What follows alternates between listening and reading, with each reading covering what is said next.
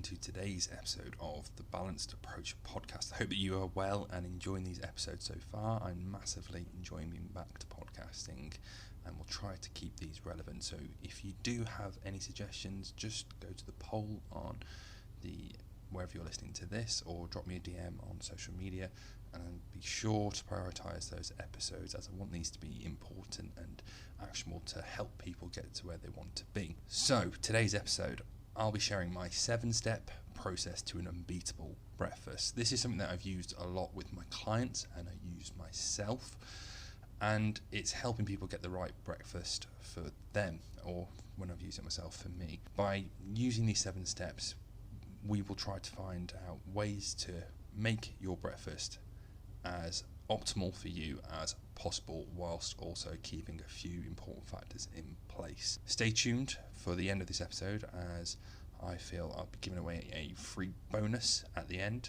for any listeners, so please stay tuned for that. But before we get into all of that, there's a few things I want to tick off. First of all, what actually is breakfast? Breakfast literally means breaking your fast, and when we talk about fasting, it's just a prolonged period of not eating. So usually breaking your fast after you slept during the night, which is usually a longer period. Second of all, you may have heard the old phrase or adage that breakfast is the most important meal of the day. There is some fact and fiction to this, but what we'll do is we'll cover all of that, because there's a lot of interesting things to talk about, and I don't want to detract too much from what we're actually covering today. So we'll cover all the myths and beliefs around breakfast in another episode. So let's get started with the 7-step process to an unbeatable breakfast.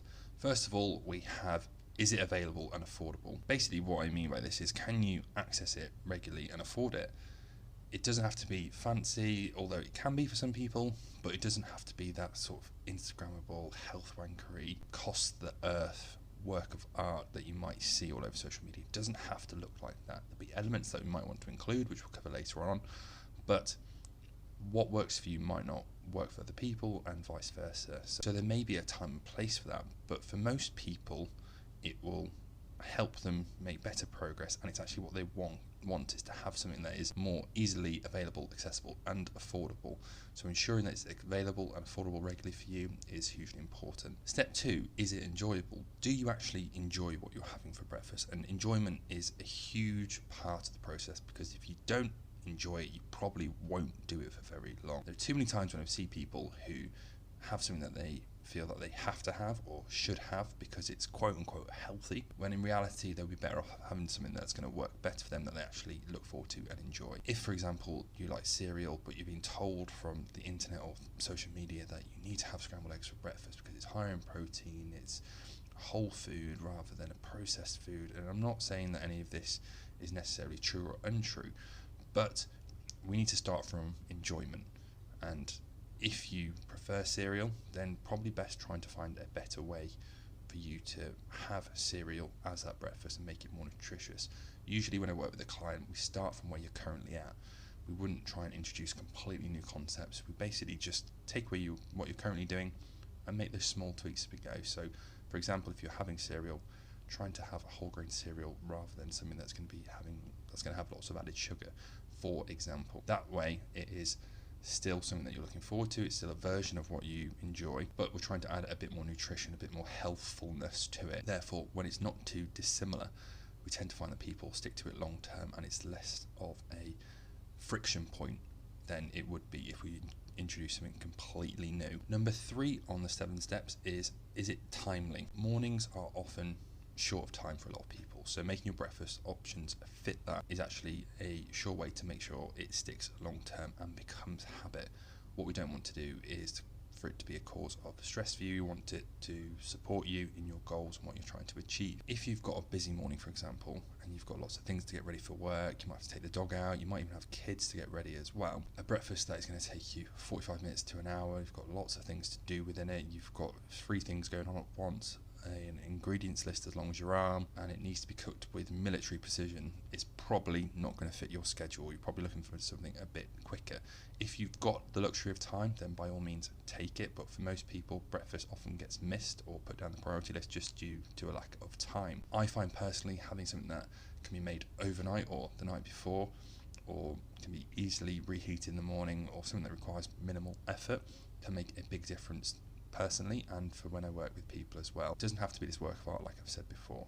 It can be something that is nutritious and takes 5 to 10 minutes to put together. It doesn't have to be every day as well. There will be odd occasion where you might veer away from it, but on the whole, what we're trying to do is look at something that we can have consistently over time, and more often than not, this be our go-to option, or options, as we'll talk about later on, that can work into your busy schedule, your day-to-day. So ensuring that it manages or it fits your time is really important as well. Number 4 on the list is having a higher protein breakfast. Now, I'm not talking about, this doesn't have to be super high, but often one of the things that is missing for people is that they are having a good breakfast, but it's probably low in protein and missing a few other bits as well. And this can lead them to feeling quite hungry not long after, not feeling very full, not feeling very satisfied. Sort of talking about people who might just grab a slice of toast, they might just have a quick bowl of cereal or even just a black coffee to go, and they may feel that they're hungry not long after that meal. Protein can really help with the fullness from the meal. Yes, it helps with lots of other things like recovery, but as well it might help us feel a bit more satisfied and adding a different dimension to that meal. When we're talking about food pairings at a meal, having a variety of proteins, fats and carbohydrates really complement each other, rather than just having the meal high in one macronutrient such as carbohydrates like toast would be or cereal potentially would be. Adding a dimension to it with a bit of fat or a bit of protein can really help you manage your hunger or manage your nutrition a lot better throughout the day. Things to include that would have a bit of protein to them would be some dairy options, so common ones might be milk, yogurt, maybe even adding a little bit of fat in there with a full fat yogurt. Or for me personally, what I tend to do is add a scoop of whey protein to my meal alongside a few other bits as well. Or if you're having maybe a cooked breakfast, having some meat in there, fish, eggs, tofu, beans, legumes, they all add a huge amount of protein alongside some fibre with legumes and beans as well. So adding those in can really add a little bit more protein in there and help you manage your hunger throughout the day a lot better. And just an add-on to that as well, often when people are dieting or trying to lose weight, they may try to eat as little as possible throughout the day and may feel that adding protein or fats to a meal may be counterproductive to them keeping their calories down. And whilst in essence that might be true, what I tend to see is that if people have a low calorie breakfast or 2 low calorie breakfasts and a 2 low calorie lunch potentially, they may overeat to compensate that for in the afternoon, when actually, or they might snack throughout the day as well and constantly graze, which can add to a huge amount of calories.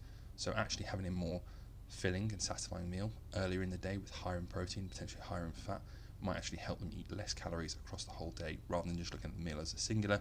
Look at the impact of that meal and how it affects your hunger, your habits and behaviours as well. It can be a really useful tool. Now back to the list. So number 5 is high fibre. Breakfasts tend to be a good source or quite high in fibre, as people tend to have whole grains or bread with their breakfast. My only advice would be to add some fruits and vegetables potentially in there. This again will add to the sort of the benefits of fullness from the fibre, but also we know fibre has lots of benefits with regards to gut health as well. So if you're looking at for example, toast or some cereal, adding some fruit in there can make a big difference. So if you're having peanut butter on toast, for example, adding some sliced banana with it or some fruit alongside your cereal.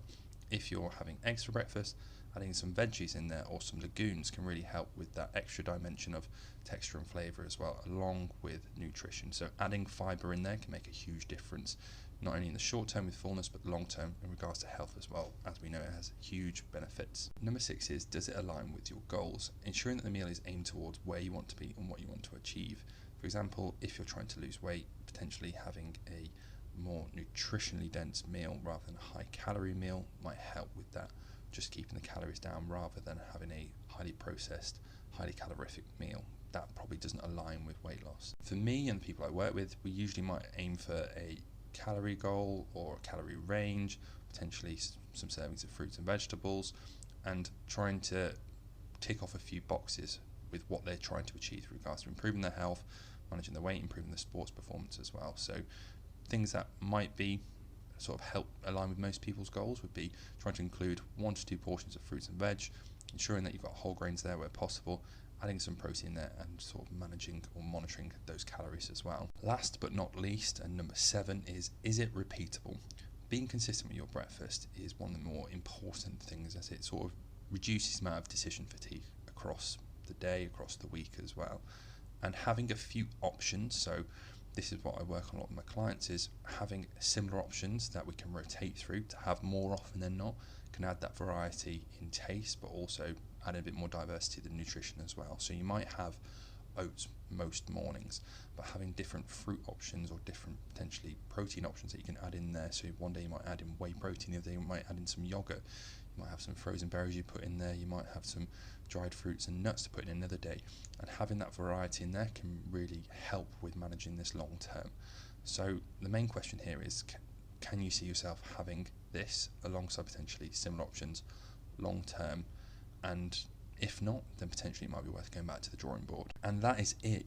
Like I said, you don't have to tick all of these off at once, but potentially having a few of these or addressing a few of these can make all the difference in how breakfast supports you throughout the day and towards your goals. So for me currently, whilst I'm away travelling, so food availability changes for me month to month as we tend to stay in one place for a month and then move on. It's currently a oats and grain mix with some whey and some added fruit.